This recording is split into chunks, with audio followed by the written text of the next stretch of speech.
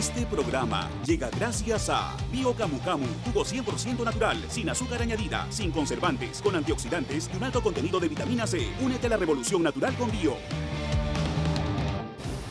Muy bien, tal como lo hemos venido anunciando a través de nuestras redes sociales y de RPP Televisión, conversamos a continuación, de inmediato, en el día número 1 de la nueva convivencia, con el presidente del Consejo de Ministros, el señor Vicente Ceballos. Señor presidente del Consejo de Ministros, ¿cómo está usted? Muy buenas noches. Jaime, buenas noches y una vez más muy amable por la atención. Me gustaría comenzar esta entrevista evaluando este día número 1 de la nueva convivencia.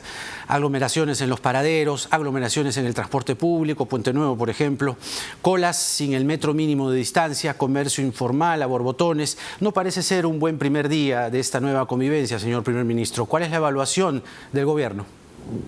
No, comparto su lectura, era previsible. Muchos ciudadanos aún no alcanzan a entender la dimensión de esta medida que se ha dictado. Unos, obviamente, con mucha responsabilidad se guardan en casa, atendiendo las recomendaciones de salud y autoprotección o cuidado. Otros lo han tomado como un espacio de liberalidad o lo están percibiendo o cual si hemos vuelto a la normalidad, cuando aún estamos sujetos a los condicionamientos propios de esta pandemia. Sin embargo, esto tiene que evaluarse no solamente en un día, al contrario, este primer día nos permite evidenciar algunas debilidades de repente para que puedan ser reajustadas, pero esto gradualmente tiene que irse regularizando de acuerdo a la perspectiva que está impulsando el gobierno. Ahora, si bien el presidente Vizcarra dijo en su conferencia de ayer que no puede el gobierno tener fiscalizadores para que todas las personas respeten las normas de la nueva convivencia, ¿algo estarán pensando hacer? Es decir, ¿o es que acaso siente que el principio de autoridad se ha resentido, se ha entumecido, no tendría el efecto disuasivo que en una circunstancia así tendría que tener? O sea, que no les hagan caso a los policías, señor primer ministro. No, en principio no podemos renunciar al principio de autoridad y obviamente al rigor que exigen las normas de su obligatorio cumplimiento. Pero también adentrados ya en una segunda etapa, pero más aún premonidos de lo que ha acontecido en estos largos meses de marzo a junio, también la ciudadanía entendemos que debe asumir una cuota de responsabilidad y de autocuidado. Ahora, no necesariamente hay que estar con un policía detrás de cada ciudadano para regular su conducta. No, creo que también no podemos cesar en el mensaje reflexivo, comprometido en su comportamiento que tiene que asumir cada ciudadano. Ahora, pero ¿cuál sería entonces el mecanismo, como le digo hace un momento, disuasivo? Porque las imágenes que hemos visto hoy son realmente alarmantes. Es decir, va a haber alguna... no sé si llamarle campaña, no sé si llamarle mensajes a través de medios, a través de redes, es decir, realmente ahí estamos compartiendo algunas imágenes de hoy y francamente uno pensaría que estaríamos a puertas de una situación de contagios masivos. Sí, la imagen en frío y objetivamente podría entenderse, oye, hay una liberalidad absoluta. O sea, acá no hay pandemia en este país, ni mucho menos hay reglas sanitarias a las cuales someterse. Eso podría motivar una primera lectura. Sin embargo, le reitero mi concepto inicial, este es un proceso gradual. Hay que también entender que hay un grupo importante de ciudadanos están en casa, cuidándose. Obviamente hay otros, como los que estamos compartiendo, que no están entendiendo esta dimensión de la responsabilidad. Y esto necesariamente tiene que redoblarse lo que son los mecanismos comunicacionales. Justamente el hecho de estar comentando con usted esta circunstancia ya es un mensaje indirecto a los ciudadanos.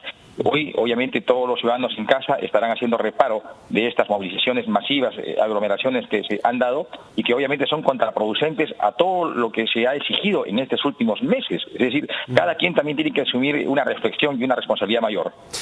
Ahora, ¿cuánto tiempo, señor primer ministro, le van a dar a esta nueva convivencia? Es decir, ¿qué va a pasar si continúan estas aglomeraciones y, como le acabo de decir, ocurre una muy probable segunda ola de contagios? ¿Cuál es el plazo? Mire, no renunciamos a compartir experiencias comparadas en muchos países que se daba por descontado que se había superado. Sin embargo, ha habido rebrotes y ha obligado ya a una atención focalizada de acudir a las restricciones pasadas. En el caso nuestro estamos en una permanente evaluación, es decir, no hay que esperar resultados de 30, de 60 días, o sea, esto es día tras día. El equipo médico-científico que acompaña al ministro de Salud, Víctor Zamora, está en permanente evaluación y lo manifestado ayer, hoy y mañana. O sea, si hubiera un rebrote que signifique retomar las reglas restrictivas de ayer, tendremos que hacerlo. O sea, eso como gobierno jamás vamos a renunciar. Aquí tiene que primar la salud de todos los peruanos y a efecto de ello, cualquier disposición que esté direccionada a resguardar, a proteger la vida, la salud de los peruanos, la tomaremos. Pero en principio, o sea, esta es una evaluación permanente a la cual estamos comprometidos. Pero, a ver, entonces, quiere decir que uno de los escenarios es regresar a una cuarentena, o sea, ¿lo tienen dentro del plan? Mire, la posibilidad de regresar, esa no se descarta en ningún momento. Como le reitero, este está sujeto a las evaluaciones permanentes que se hacen. Ahora, hay una situación, señor primer ministro, que se presentó antes del anuncio del gobierno de la cuarentena focalizada, y es que se percibió en la calle, con la sola presencia de la gente, como en mayo aproximadamente, que la gente comenzó de facto a romper la cuarentena. ¿Cuándo se dieron cuenta en el gobierno de esta situación?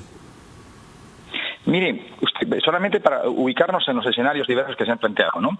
Nosotros en los primeros días del mes de mayo pusimos a consideración del país el programa de la reanudación de las actividades económico-productivas y ya a comienzos de mayo hablábamos de 4 fases. Una justamente era mayo, la segunda junio y la tercera respectivamente era julio, ¿no? Y se están reanudando las actividades económico-productivas, lo que implica también un número importante de movilización social, el traslado de los trabajadores. Entonces, a efecto de ello, ya se iba trabajando en perspectiva que en un momento tenía que darse. Es decir, por otra parte, también no solamente se dimensiona el impacto social, el impacto de salud, sino también en contraparte tiene que hablarse también el impacto económico. Pero, a ver, hay también otra pregunta que la gente se hace, y cada vez con más ruido. 107 días ha tomado para prevenir o advertir que el transporte hoy iba a ser un caos. No, definitivamente no. Reitero, o sea, en principio las medidas que hemos dado han sido medidas sopesadas. Más aún, los lineamientos respecto al transporte, específicamente hablando de esta materia, son bastante claros, ¿no? Un aforo reducido, condiciones mínimas de salubridad que tiene que tener cada unidad de transporte y obviamente los mensajes direccionados a los propios usuarios, los ciudadanos, ¿no? Siempre son claros, directos, en los cuales tienen que asumir responsabilidades. Claro, pero no ha habido eso, es decir, era una situación, no sé si fácil, pero era previsible que eso iba a ocurrir. Este es un proceso complejo, Jaime, complejo, impredecible como enfermedad, pero también como reacción social. Y como gobierno estamos dando todos los elementos pertinentes, necesarios, para que esta pandemia no pueda expandirse. Hay varias demoras que se advierten y se señalan hacia el gobierno, pero una que en este momento es de suma preocupación y sobre todo necesaria celeridad es el referido al subsidio del transporte público. Se habla de 107 millones de soles, pero a ver, la evaluación se anunció el 17 de mayo, que ya estaba listo y que se alistaba era el 30 de mayo. ¿Cuándo se va a emitir la norma del subsidio del transporte, señor primer ministro? Mire, esta norma ha sido deliberada en el Consejo de Ministros del día viernes pasado. O sea, hoy día estamos miércoles, hace 4 o 5 días. Ya, el monto global es de 117 millones como subsidio para atender aproximadamente 50.000 vehiculares, no solamente de Lima y Callao, sino también de las 26 principales ciudades del país. Y cada una de ellas tiene su propia connotación o particularidades, por eso es muy complejo. A efecto de ello, el día de hoy hemos tenido Consejo de Ministros, se ha revisado la observación que algún sector le había propuesto, esto ya ha quedado cerrado y mañana debe publicarse en el Peruano ya el dispositivo finalmente. Mañana a primera hora, entonces, para que quede claro, se publica la norma del subsidio del transporte público. Efectivamente, así es. Muy bien, vamos a esperar entonces esa norma. Vamos a hablar también de la norma de la fase 3, pero antes nos gustaría entrar al terreno político, que sin duda genera sumas preocupaciones en ustedes, en el Poder Ejecutivo. Y es que pese a que el presidente Vizcarra señaló, adjetivó como un exceso las interpelaciones que plantea el Congreso de la República, ya contamos a la ministra Alba, el ministro Zamora, la ministra del MIDIS, el ministro de Educación. Hoy se han presentado 2 nuevas mociones para interpelarlo a usted y al ministro de Justicia. Democráticamente usted tendrá que acatar estas mociones, pero hay que ser claro, ¿cuánto tiempo les está quitando? ¿Cuántos dolores de cabeza les está trayendo? Y sobre todo, ¿qué dejarán de hacer ustedes para atender al Congreso? Mire, Jaime, yo le agradezco por la oportunidad de la pregunta y le voy a poner casos concretos. La ministra María Antonieta Alba fue citada por 3 comisiones y dio atención que las reuniones sean conjuntas para optimizar tiempos y lo aceptaron el día de ayer a las 9 de la mañana. Estuvo puntualmente, deliberaron durante 1 hora y 40 minutos para finalmente decirle, ¿sabe qué? Como está usted interpelada, no va a haber sesión. El otro caso es el caso del ministro Víctor Zamora. Fue citado por la comisión COVID a las 8 de la mañana, al mediodía a las 12 por la Comisión de Salud y el viernes en la Comisión de Fiscalización. Él se presenta en la mañana y en la segunda sesión del día de ayer se presenta dispensa. Y la dispensa fue mal interpretada y propone la interpelación. Y miren, estamos hablando en este caso último del ministro de Salud, quien tiene la rectoría en estos momentos en la contención contra la expansión de esta pandemia. Ahora, usted lo ha planteado perfectamente la pregunta. ¿Quita tiempo? Por supuesto que quita tiempo.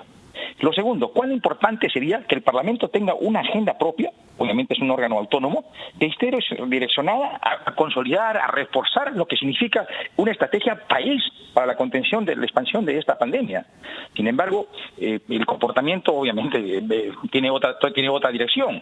Nosotros somos respetuosos de la autonomía funcional que tiene el Congreso.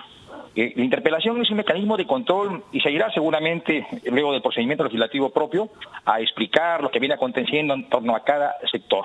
Usted bien lo ha dicho, son 6 ministros, incluido el Consejo de Ministros, que está siendo convocado. Iremos. Pero la pregunta es una cuestión de oportunidad, una cuestión de responsabilidad y una cuestión institucionalista. Alguien lo calificó estas circunstancias como una guerra. Y en la guerra el enemigo no está dentro, está al frente.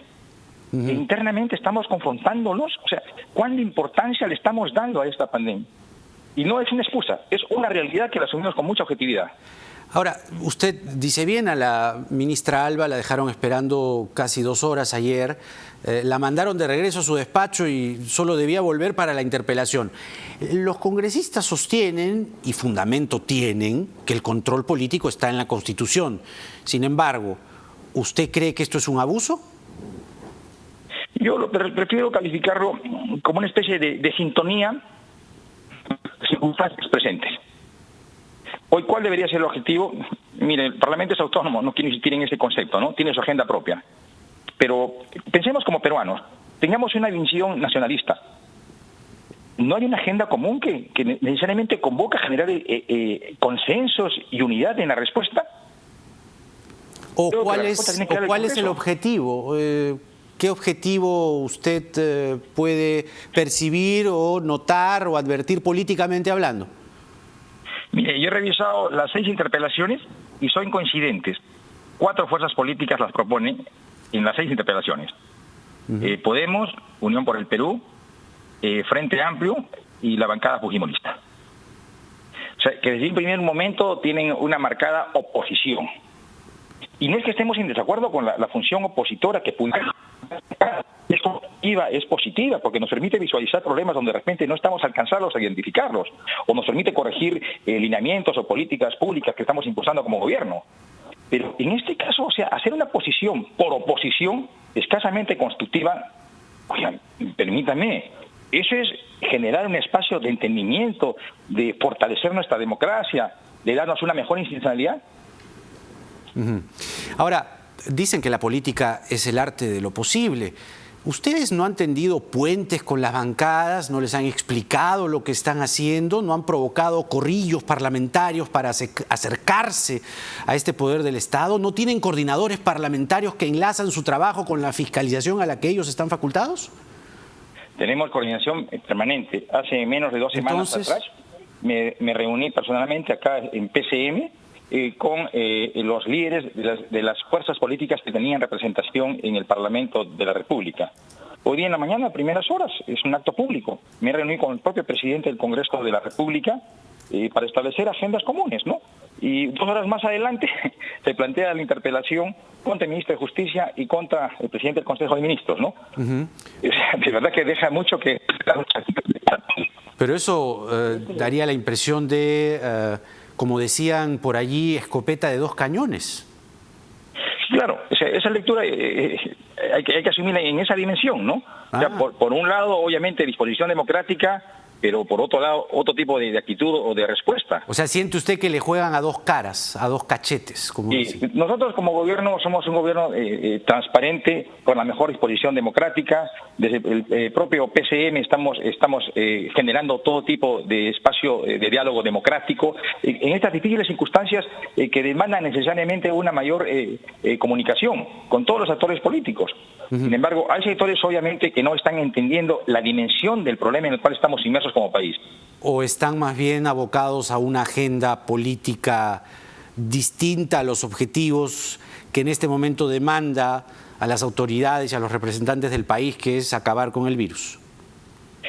También esas determinaciones que se están tomando también nos permiten esta legítima lectura que usted está teniendo.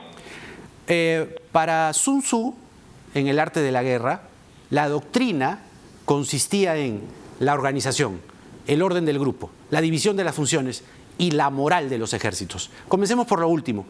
¿No están abrumados con todo esto? Coronavirus y encima el Congreso, cualquiera diría que esto los está desmoralizando. No, en absoluto, Jaime. O sea, mire, en principio nadie esperó que esta pandemia pueda acontecer en nuestro país y evolucionar de la manera como lo está haciendo. Obviamente creo que nadie podría decir la estábamos esperando, estamos preparados, inclusive teníamos un marco normativo predispuesto para un tipo de circunstancias como la que estamos compartiendo, en absoluto. Y como gobierno hemos puesto nuestra mejor disposición y es más, estamos abiertamente comprometidos en contrarrestar su expansión y todo, a instancia del señor presidente, todas las medidas necesarias para de una u otra asumirlas, las estamos dictando. Permítame citar otra vez a Sun Tzu, que debería ser un manual que usted debería tener en la mesa de noche. No dudo que así sea. Él dice que un ejército victorioso gana primero y entabla la batalla después. Un ejército derrotado lucha primero e intenta obtener la victoria después. Esta es la diferencia entre los que tienen estrategia y los que no tienen planes premeditados. ¿Quién ha leído Sun Tzu, el Congreso o el gobierno? Uy, compleja la pregunta. Mire, parece que ellos, en principio el panorama es bastante diverso y complejo como país. Lo segundo, estamos frente a una pandemia impredecible que ni siquiera nos permite auspiciar cómo se va a manifestar entre una hora o mañana mismo. Y obviamente nos demanda un sobreesfuerzo para su atención. En paralelo, o sea, tenemos otros escenarios, no hay que descuidar como país, para en cierta forma seguir fortaleciéndonos como entidad. Porque son distintas acciones que tomamos. Decir que estamos desganados o que nos está ganando forma las circunstancias, de ninguna manera. Pero liderados por el presidente, seguimos con el mismo impulso de los primeros días. Pero remarcaría usted que hay una agenda política en varias bancadas del Congreso que van en contra de la estrategia que ustedes tienen frente al COVID, ¿no? Yo no creo que, a ver, con objetividad, yo no creo que haya una bancada que esté de contra las decisiones que como gobierno estamos asumiendo para impulsar el contrarrestar esta pandemia. No creo, o sea, me cuesta asumirlo, pero sí podría entender que hay algunas fuerzas políticas, no todas, sería un exceso de mi parte generalizar, que tienen otra hoja de ruta. Ahora, justamente desde el Congreso de la República, además de las interpelaciones, hay investigaciones que han ocurrido, como el caso de Richard Cisneros, y una que está aparentemente ya encaminada es la referida a la actuación denunciada este fin de semana último a la señora Miriam Morales, secretaria general del despacho presidencial. Yo le pido una pausa, señor primer ministro, tomemos un poco de aire y vamos a regresar para hacerle las preguntas al respecto, porque sin duda también allí hay varias sombras que sería bueno echar luz. Está conversando con nosotros el señor Vicente Ceballos, presidente del Consejo de Ministros, en exclusiva, aquí en Nada Está Dicho. Regresamos.